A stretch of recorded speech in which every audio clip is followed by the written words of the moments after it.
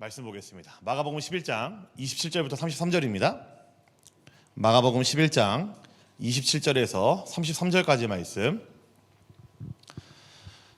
같이 보겠습니다. 마가복음 11장 27절에서부터 33절까지 말씀 한 절씩 보겠습니다. 제가 27절 먼저 볼게요.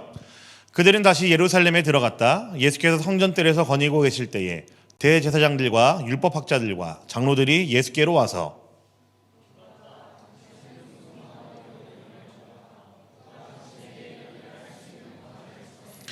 예수께서 그들에게 말씀하셨다. 나도 너희에게 한 가지를 물어보겠으니 나에게 대답해 보아라. 그러면 내가 무슨 권한으로 이런 일을 하는지를 너희에게 말하겠다.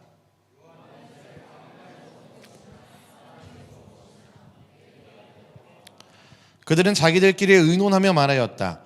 하늘에서 왔다고 말하면 어찌하여 그를 믿지 않았느냐고 할 것이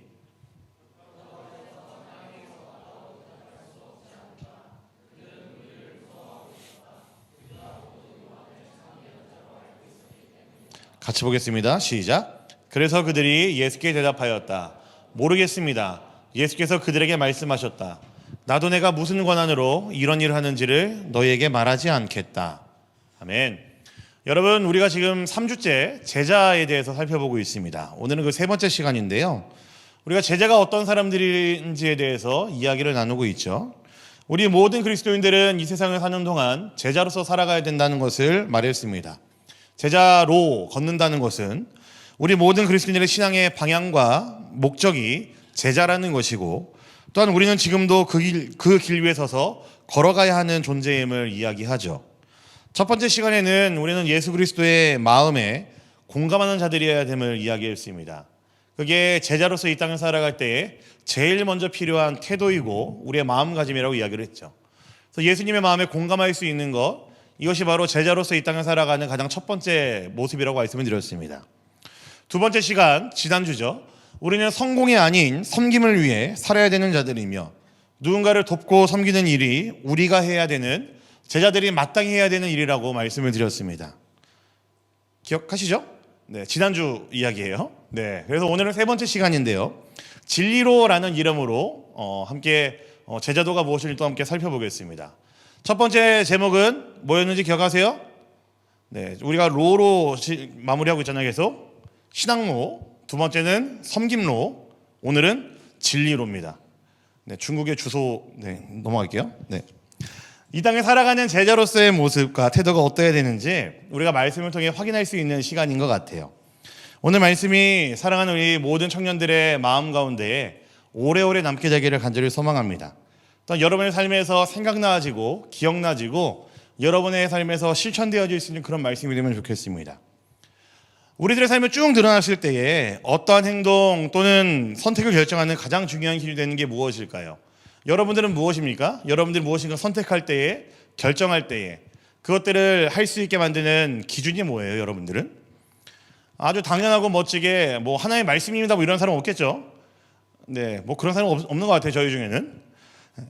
부끄럽지만 저도 사실 여러분들 앞에서 그렇게 당당하고 자신 있게 할 만한 것들은 그렇게 썩 많지는 않습니다. 그래서 오늘 말씀이 우리에게 너무나 필요한 것 같아요. 오늘 말씀을 준비하면서 사실은 저에게 하는 말씀이라는 생각이 저는 많이 들었고요. 그리고 여러분들과 함께 이 말씀을 통해 은혜를 나누면서 여러분들에게만 외치는 말씀이 아니라 저의 영혼에게도 제가 외치는 말씀이 되면 좋겠다는 생각으로 오늘 말씀을 좀 준비해 보았습니다. 그저 그렇게 예수 믿고 내 마음대로 살다가는 그런 그리스도인이 아니라 제자로서의 삶이 무엇인지를 진지하게 고민하며 우리의 삶에서 그 모습들이 하나하나 나타나기를 간절히 바라기 때문에 그렇습니다. 우리 오늘 말씀을 통해 그 은혜들을 저와 여러분들이 함께 느끼고 함께 누리고 우리의 마음에 새기는 시간이 되면 참 좋겠습니다. 준비되셨죠, 여러분? 감사합니다. 여러분, 군중심리라는 단어를 아시죠? 많이 들어보셨죠? 군중심리. 슬라이드 띄워주시겠어요? 슬라이드요. 군중심리라는 게 무슨 의미냐면요, 다수를 따르는 게 나에게 득이 된다라는 것이 군중심리입니다. 아주 간단하게 제가 말씀드리면 이런 거예요. 어렴풋한 믿음의 근거에서 그 어렴풋한 믿음에 근거한 것을 이야기합니다. 나에게는 어떤 신념이 있고 나에게 어떤 기준이 있지만, 방향이 있지만 내 이것에 고집하기보다는 다수에게 따르고 다수 안에 들어가는 것이 나에게 이득이겠거니 하면서 아무렇지 않게 그 군중들 가운데로 들어가는 것을 군중 심리라고 이야기를 합니다. 타당한지 아닌지 복잡하게 생각할 필요가 없습니다. 많은 사람들이 선택했다는 이유만으로 이거는 참일 거야, 이거는 맞아 라고 하면서 그 길을 따르는 게, 선택하는 것이 군중 심리죠.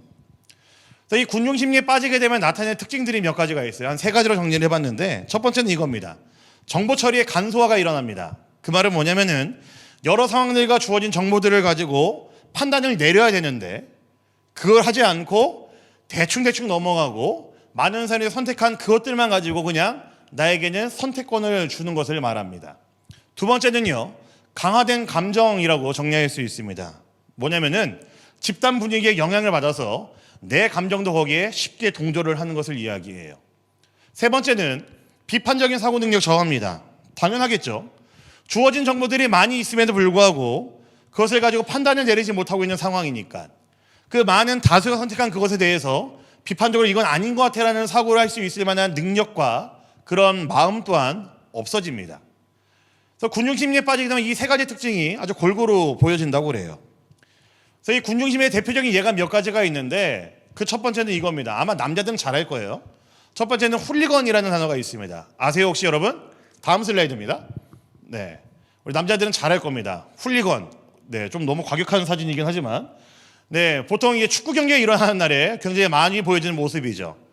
네, 어떤 여러 명의 그 집단을 응원하고 있는 사람들이 너무나 과격하기 때문에 그 앞에서 조용히 얌전하게 응원하고 싶어도 그렇지 못하고 쉽게 동조하고 난폭한, 그리고 거칠한 모습을 보여주는 것이 영국의 훌리건 사태들이 많이 일어나죠.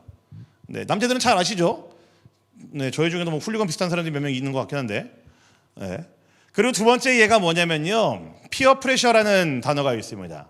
뭐 신조어는 아니고 요즘 현대시대 때 좀 많이 일어나는 모습들 중에 어떤 사회적인 병 중에 하나입니다.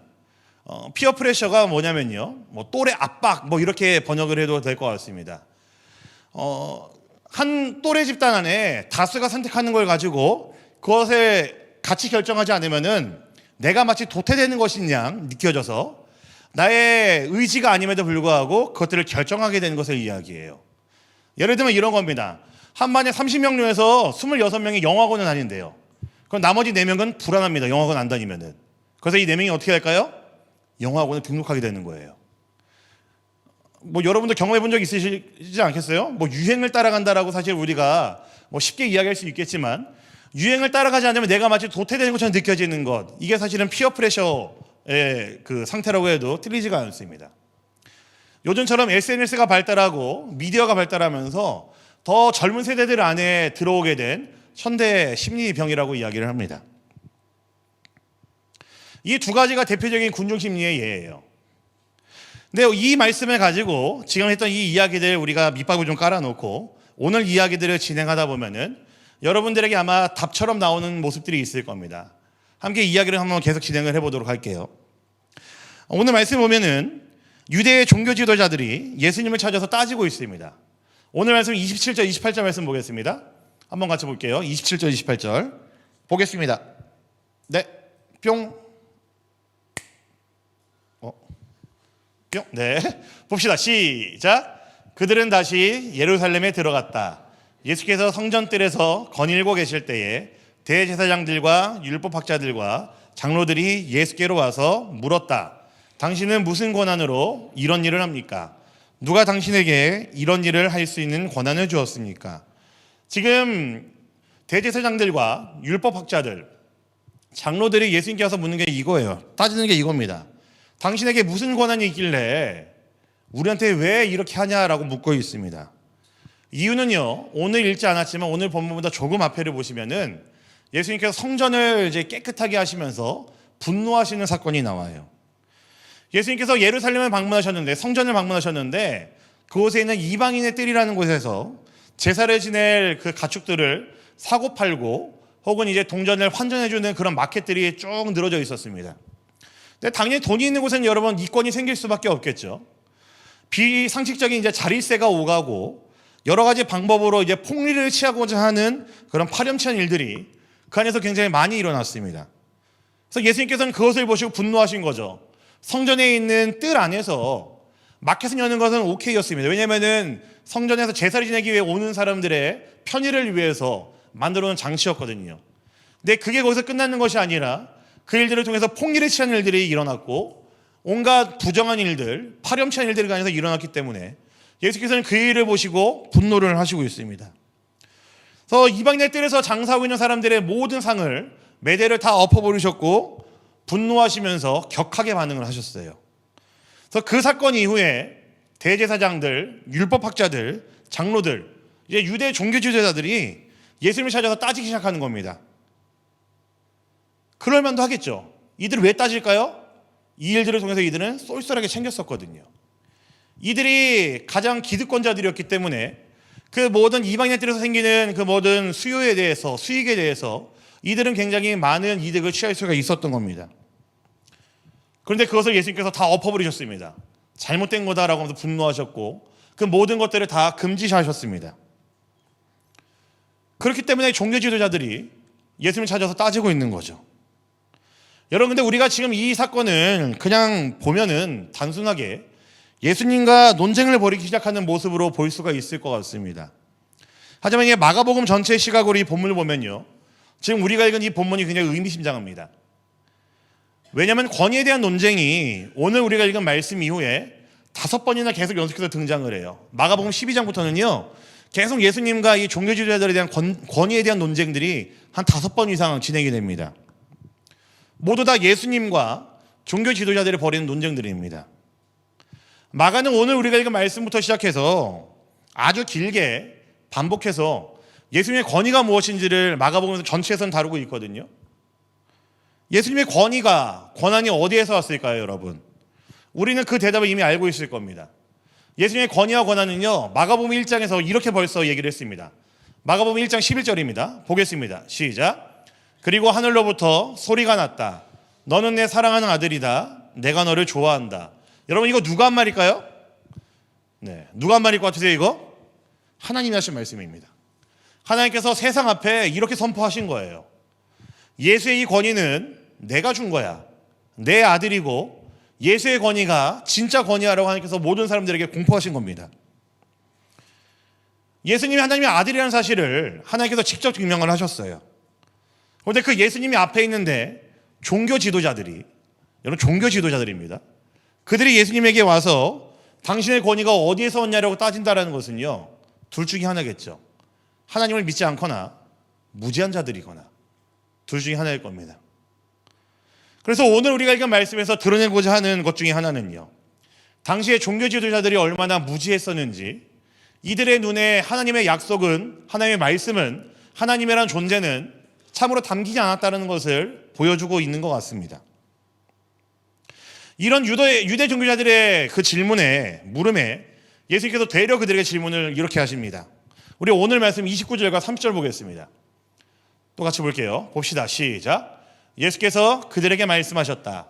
나도 너희에게 한 가지를 물어보겠으니 나에게 대답해 보아라. 그러면 내가 무슨 권한으로 이런 일을 하는지를 너희에게 말하겠다.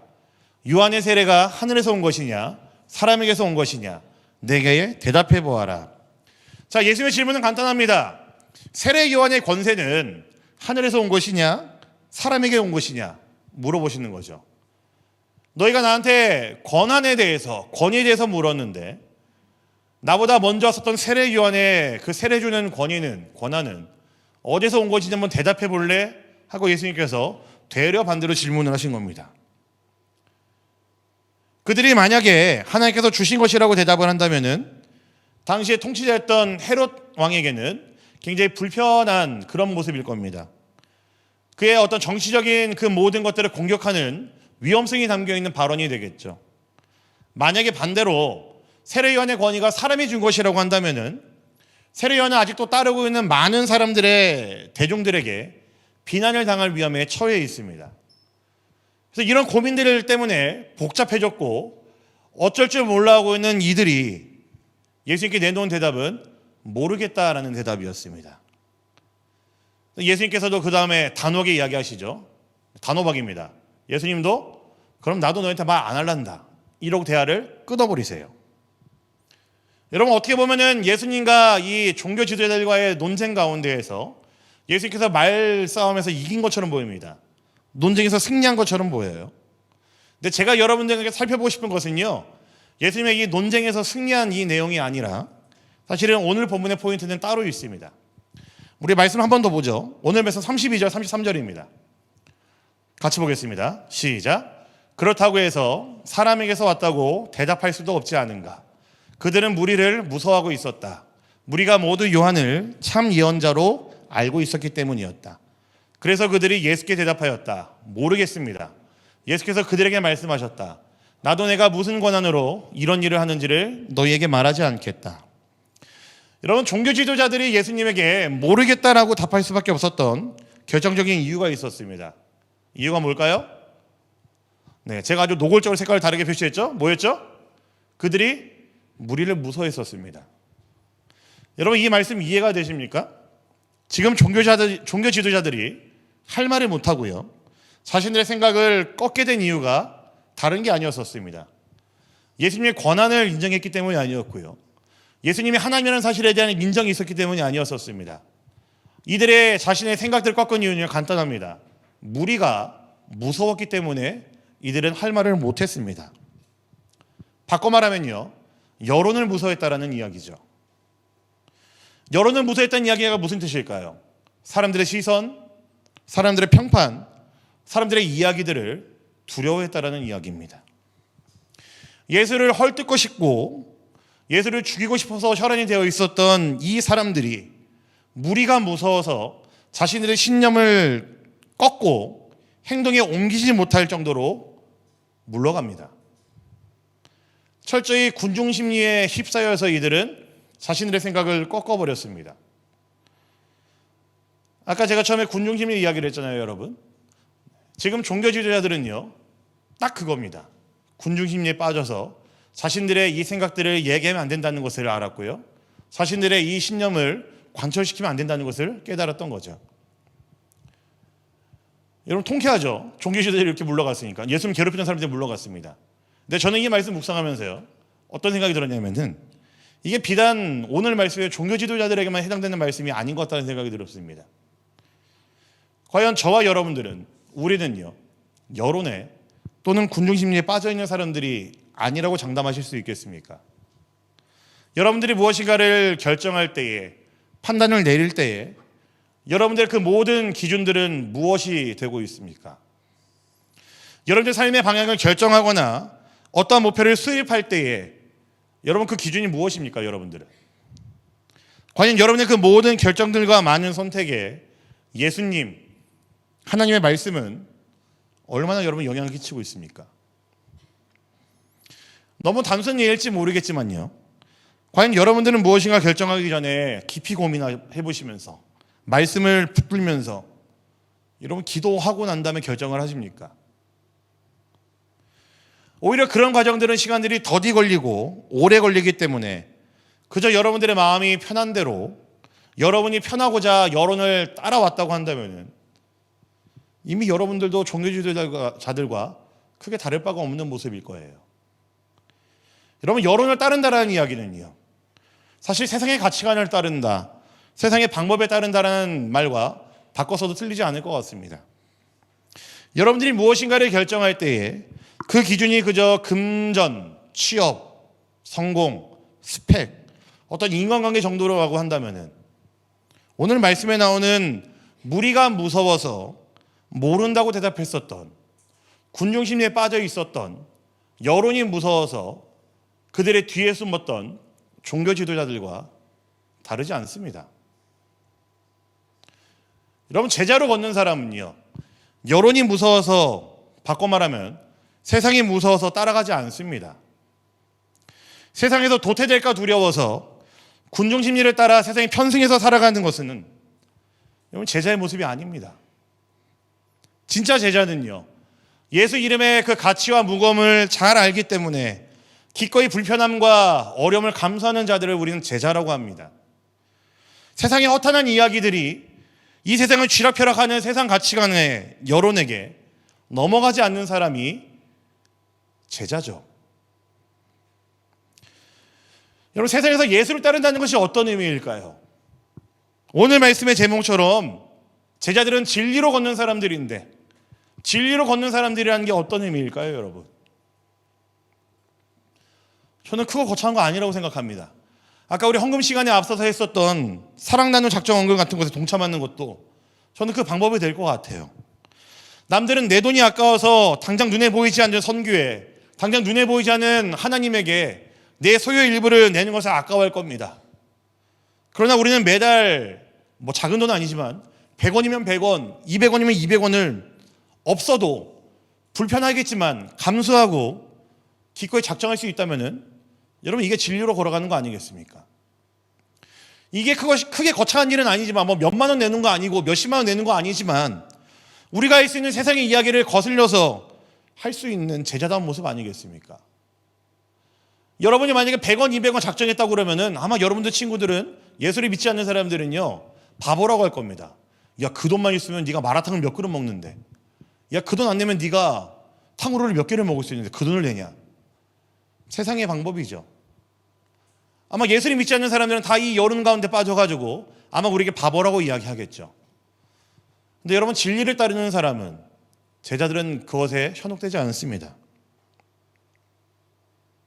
거창하진 않지만 나의 일상에서 사소하지만 작게 시작하는 것이 제자의 삶입니다. 말씀을 마무리하겠습니다. 제가 목사 안수를 받은 지 이제 6년 차예요. 올해가 얼마 안 됐죠. 아직도 이제 뿅아리 목사입니다, 사실은.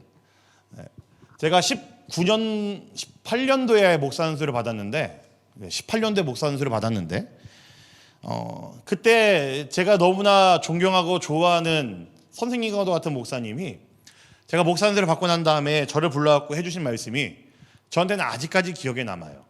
몇 년 안 되긴 했지만, 근데 이 말씀은 저는 평생 잊지 못할 것 같아요. 제가 이 이야기를, 말씀을 설교를 준비하면서 마지막에 이 이야기를 해야겠다 싶어서 제 마음속에 있던 이야기를 또 꺼냈는데, 이걸 좀 생각하고 되뇌이면서 또 눈물이 왈칵 나더라고요. 마음이 또 한번 이제 그 뜨거움이 몰려왔습니다. 제가 목사 안수를 받고 며칠 안 있어가지고 이분이 저를 불렀어요. 그래서 앉혀놓고 이런 이야기를 쭉 하셨습니다. 나 목사님, 제가 사역하면서 여러 목사님들의 모임, 선교사님들의 모임에 쭉 많이 나가봤는데, 나갈 때마다 실망하고 돌아오고, 나갈 때마다 실망하고 돌아온 이유가 뭔지 아세요? 그러시더라고요. 그분이 선교사님이시거든요. 그 테이블에 많은 목사님들이 앉아 계시는데, 그 모임에서 하는 이야기들은 전부 다 목사님들이 하는 이야기가 다 자기들 교회를 어떻게 자기들이 잘 키웠는지 이야기하고, 어떤 프로그램을 도입해서 이 교회를, 좀 저렴한 표현이지만 여러분 죄송해요, 돌리고 있는지만을 이야기한대요. 그래서 그것 때문에 얼마나 많은 성도들이 늘었고, 얼마나 많은 성도들을 내가 이제 리더들 배출해냈는지 그것들만 이야기하고 있다고 이야기를 합니다. 또 어느 날 선교사님들이 모여있는 테이블을 갔대요, 모임을. 근데 그 선교사님들도 다를 거라고 생각했는데 선교사님도 그게 크게 다르지 않았답니다. 선교지에 있는 지 몇 년 됐고, 내가 그래서 몇 년 사역했고 이렇게 애헴하고 있는 분들도 많이 있었고, 선교지에 한국에서 하는 잘 나가는 그 프로그램들 갖고 와가지고 도입하고 난 다음에 이 프로그램 괜찮더라, 당신네 나라 당신네 사역지에서 이거 한번 써보면 어떻겠냐라는 이야기들만 하고 있었대요. 영업사원들처럼. 그 많은 목사님들 모인 장소, 그 많은 선교사님들 모인 장소에 가면은, 그래서 갔다 오면 이게 속상하고 답답하더래요. 그래서 저한테 하시는 이야기지만 되게 그 소가리를 하시면서 분통 터져서 얘기한 게 뭐였냐면은, 그 많은 목사들이 모여 있는데, 그 많은 선교사들이 모여 있는데 그들의 입에서 예수의 이름이 3마디 이상 나오지 않았답니다. 의뢰의 목사들이 모여 있으면, 선교사들이 많이 모여 있으면 예수의 이름 많이 이야기할 것 같고, 예수의 은혜가 얼마나 큰지 이야기할 것 같고, 예수의 그 일하심이 무엇인지를 이야기할 것 같은데, 그런 이야기 안 하고 교회 프로그램 이야기, 성도들 몇 명 늘어나는 이야기, 내가 사역을 몇 년 했네, 내가 20년 했네, 그 이야기만 하고 있답니다. 그래서 저한테 뭐라고 그러셨냐면요, 나 목사님은 10년이 지나고 몇 년이 지나도 예수님 이야기 많이 할 수 있는 목사가 되면 좋겠습니다 라고 저한테 이야기하셨습니다. 다른 이야기 많이 할 필요 없고, 어디 가서든지 예수님 이야기 많이 할 수 있고, 예수님 이야기 때문에 행복할 수 있고, 예수님 이야기로 당신이 만족할 수 있으면 좋겠습니다 라고 저한테 이야기하시더라고요. 저도 예수님 이야기 많이 하고 싶습니다, 여러분. 저는 이 이야기가 설교를 준비하면서 생각났던 이유는요, 저는 정말로 여러분들에게 그렇게 기억되는 목사가 되면 좋겠습니다. 여러분들이 저를 10년 뒤, 20년 뒤 기억해 주실 때에 나필도 목사님, 우리 그 선생님은 예수님 이야기 많이 하는 사람이었지, 예수님이 어떤 분이신지 나한테 자주 이야기하시던 분이었지. 저는 여러분들이 그렇게 기억되기를 간절히 소망합니다. 세상의 많은 이야기들이 우리의 눈을 가리우고 오늘 말씀에서처럼 무리가 무섭게 하겠지만, 그 많은 무리들이, 세상이, 여론이 우리를 무섭게 하겠지만, 예수의 이름 때문에, 예수의 이름의 가치를 알기 때문에 기꺼이 불편함과 어려움을 감수할 수 있는 그런 사람이 저는 되고 싶습니다. 거창한 일 아니더라도 내 삶에서 아주 작은 것, 사소한 곳에서 예수의 제자담을 보이면서 저는 그렇게 살고 싶습니다. 네, 여러분, 근데 이 마음은요, 제가 여러분들을 바라볼 때의 마음도 동일합니다. 저는 여러분들도 그렇게 살면 좋겠어요. 제가 방금 여러분들이 저를 그렇게 기억해 주면 좋겠다고 말씀드렸잖아요. 저도 여러분들이 저에게 그렇게 기억되는 사람이 되면 좋겠습니다. 저는 여러분들이 돈 많이 벌면 좋겠어요. 성공하면 좋겠고요. 정말 세상에서 떵떵거리고 이름 되면은 알만한, 모두가 알만한 잘 나가는 사람이 되면 좋겠습니다. 제 제자 중에 한 명, 제가 말씀드렸죠, 제가 자랑하고 있는 사람 한 명 있다고. 뉴진스의 혜인이 네, 물론 사실은 혜인이 언니가 제 제자였지만, 네, 그래도 이렇게 빗대서라도 많은 사람들한테 아는 척하고 잘한 척 해볼 수 있지 않겠습니까? 저는 그래서 여러분이 잘 됐으면 좋겠습니다. 근데요, 잘 안 돼도 됩니다. 돈 많이 안 벌어도 돼요. 저는 그저 여러분들이 저랑 같이 이곳에서 신앙생활하고 훈련받고 우리가 같이 머리 맞대고 교회에 대해서 고민하고 선교에 대해서 고민하고 예수 이야기를 나눌 때에, 제가 여러분들을 5년 뒤에 10년 뒤에 만났을 때에 여러분들을 통해서, 여러분들 입술을 통해서, 목사님, 제가 그동안 예수님을 이렇게 만났습니다, 제가 예수님 때문에 이렇게 살아왔고 제가 예수님 때문에 이렇게 변해왔습니다 라는 이야기를 듣고 싶어요. 혹시나 세상을 따르지 않으면 도태될까 두려워서 전전긍긍하면서 세상의 가치관, 세상의 이야기들, 세상의 소리에 붙들려 사는 것이 아니라 제자답게 살아가는 여러분이 되면 참 좋겠습니다. 그리고 저 역시도 여러분들에게 그런 목사로, 그런 선생님으로 기억되기를 저는 진심으로 소망합니다. 사랑하는 우리 비상대학부 우리 청년들, 예수 그리스도의 제자답게 진리로 걸어갈 수 있는 여러분들 모두가 되기를 우리 주님의 이름으로 간절히 부탁드립니다. 아멘. 네, 우리 함께 말씀을 기억하시면서 함께 찬양하겠습니다.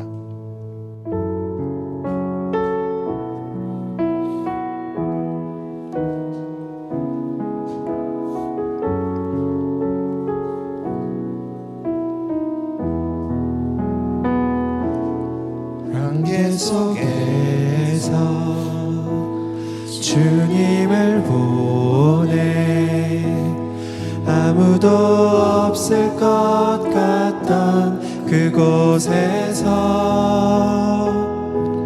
손 내미셔서 나를 붙드네 길 잃고 쓰러져 가던 그곳에서 주 말씀하시네 내 손 잡으라고 내가 곧 길이요 진리 생명이니 나 그 길을 보내 주 예비하신 곳 다른 길로 돌아서지 않으리 예수의 길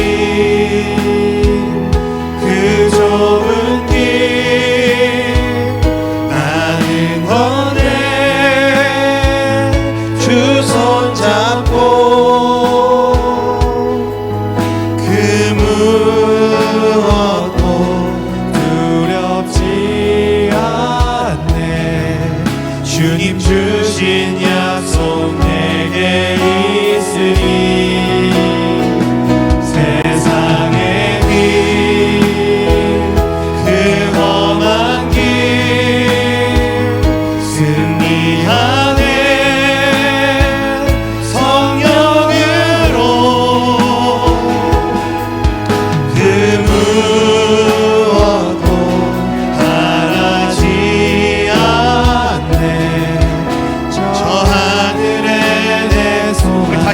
고백하겠습니다. 안개 속에서 안개 속에서 주님을 보내 아무도 없을 것 같던 그곳에서 손 내미셔서 나를 붙드네 길 잃고 쓰러져 가던 그곳에서 주 말씀하시네 내 손 잡으라고 내가 곧 길이요 진리 생명이니 나 그 길을 보내 주 예비하신 곳 다른 길로 돌아서신 아들이 예수의 길 그 좁은 길 나는 걷네 주 손 잡고 그 무엇도 두렵지 않네 주님 주신 약속 내게 있으니 세상의 길 그 험한 길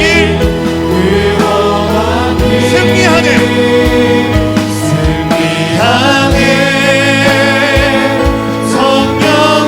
성령으로 그 무엇도 바라지 않네 저 하늘에 내 소망 있으니 아멘. 우리 이 시간 함께 기도하겠습니다. 여러분 어떤 길을 걷고 계십니까? 여러분 어떤 소리에 귀 기울이시며 어떤 이야기들이 여러분들의 눈과 귀와 여러분들의 마음을 영향을 주고 있습니까? 우리는 진리로 살아야 되는 자들입니다.